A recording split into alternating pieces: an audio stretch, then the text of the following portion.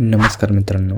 तर आज आपण बॉम्बे हायकोर्ट क्लर्कसाठी 30 दिवसासाठी बेस्ट आणि इफेक्टिव्ह स्ट्रॅटेजी पाहणार आहोत या व्हिडिओमध्ये. तर चला व्हिडिओ सुरू करूयात. तर मित्रांनो, बघू शकता इथे मी एक स्ट्रॅटेजी बनवली आहे. तर सर्वात पहिले आपण सब्जेक्ट वाईज मार्क्स पाहूयात. मराठीला आहेत आपल्याला 10 मार्क, कम्प्युटरला आहेत 10 मार्क, GK/GSला आहेत 10 मार्क, मॅथला आहेत 20 मार्क, रिझनिंगला आहेत 20 मार्क, इंग्लिशला आहेत 20 मार्क.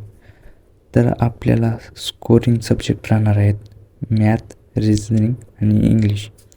स्कोरिंग सब्जेक्ट का म्हणतो आहे? कारण यापैकी आपल्याला जास्त वेटेज आहे, त्यामुळे आपल्याला या सब्जेक्टला जास्त रिव्हिजन देणं गरजेचं आहे. तर सर्वात पहिले आपल्याला 70+ मार्क मिळवण्यासाठी मराठीमध्ये 10 ते 8 मार्क पडणं गरजेचं आहे. कम्प्युटरमध्ये 7+ तरी मार्क पडलेच पाहिजेत. आणि GK/GSमध्ये 10 पैकी 5 जरी पडले तर ठीक आहे. आणि मॅथमध्ये 20 पैकी 20 जर तुमची कन्सेप्ट क्लिअर असेल तर. रिझनिंगमध्ये 20 पैकी 20 पडलेच पाहिजेत, कारण रिझनिंग एवढं हार्ड नसतं, तरी प्रॅक्टिस केल्यावर इझी होऊन जातं. 20 पैकी 20 पडलेच पाहिजे रिझनिंगमध्ये. कुणाकुणाला इंग्लिश अवघड जातं तर कुणाला मॅथ. तर बऱ्याच जणांना इंग्लिशला प्रॉब्लेम आहे. तर इंग्लिशमध्ये 15+ जरी पडले तरी ठीक आहेत. मराठीमध्ये 10 किंवा 8 पडले पाहिजेत. मानून चला की 10च पडले पाहिजेत आपल्याला. तर कम्प्युटरमध्ये 7+ मार्क पडले पाहिजेत. आणि GK/GSला 5 जरी पडले तरी बेस्ट आहे.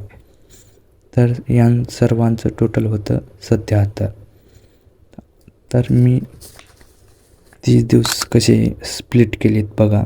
तर पहिले 10, मधले 10 आणि शेवटचे 10 बरोबर 30 झाले.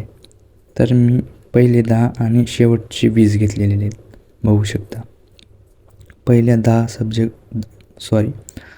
10 दिवसात आपल्याला ऑल सब्जेक्टचे रिव्हिजन करायचे, म्हणजेच वेटेजच्या सब्जेक्टला जास्त आहे वेटेज, त्यानुसार आपण रिव्हिजन करू शकता.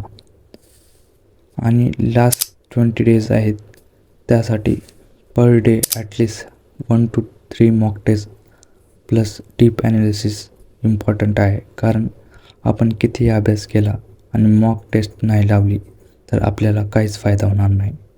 त्यामुळे मॉक टेस्ट आपल्यासाठी वरदान ठरेल स्कोरिंगसाठी. तर काही विद्यार्थी म्हणतात मॉक टेस्ट कुठून लावायची. मी तर पहिल्यांदा म्हणेल, एक तर मराठी किंवा इंग्लिशमधलं तुम्हाला जी भाषामधून एक्झाम देता येईल, म्हणजे तुम्हाला मराठी समजेल किंवा इंग्लिश समजेल, त्यानुसार बॉम्बे हायकोर्ट क्लर्कसाठी PYQचं बुक ऑर्डर करा फ्लिपकार्ट, ॲमेझॉनवरून. जे वाटेल तुम्हाला चांगलं त्याच्यानुसार, किंवा ऑफलाईन मार्केटमधून घेऊ शकता. किंवा मी म्हणेल टेक्स्टबुक सुपरपासचं प्रोचं सबस्क्रिप्शन घ्या. कारण इथे सर्व बऱ्याच सेंट्रल स्टेट लेवलचे एक्झामचं इथं प्रिपरेशन होतं. PYQ plus mock test free daily येतात. त्यामुळे तुम्हाला 300 ते 400 रुपयामध्ये याचं सबस्क्रिप्शन मिळून जातं. मी तर याच टेक्स्टबुक पास प्रोने तयारी करतो, कारण येथे सर्व PYQ एकाच ठिकाणी मिळतात. कारण एवढं आहे की इथं ऑनलाईन टेस्ट असते आणि आपली हायकोर्टची ऑफलाईन आहे. तर तुम्ही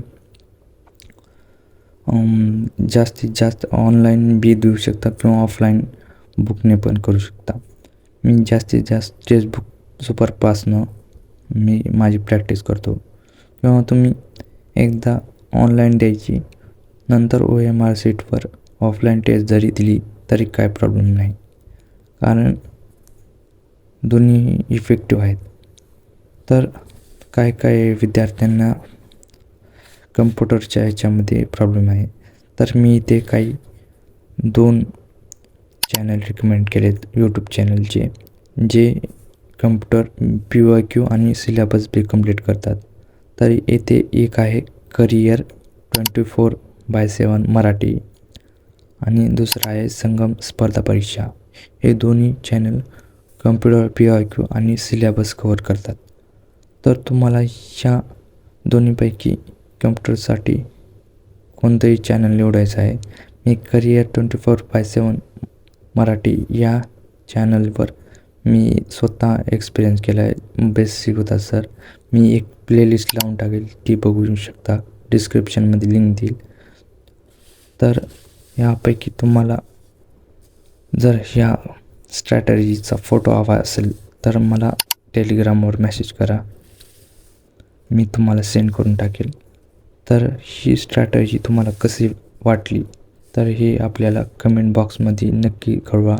आणि तुम्हाला जर पिऊनसाठी स्ट्रॅटजी हवी असेल तर पिऊन स्ट्रॅटजी कमेंट बॉक्समध्ये नक्की कमेंट करा. तर भेटूया अशाच हायकोर्ट किंवा स्पर्धा परीक्षेच्या व्हिडिओजमध्ये.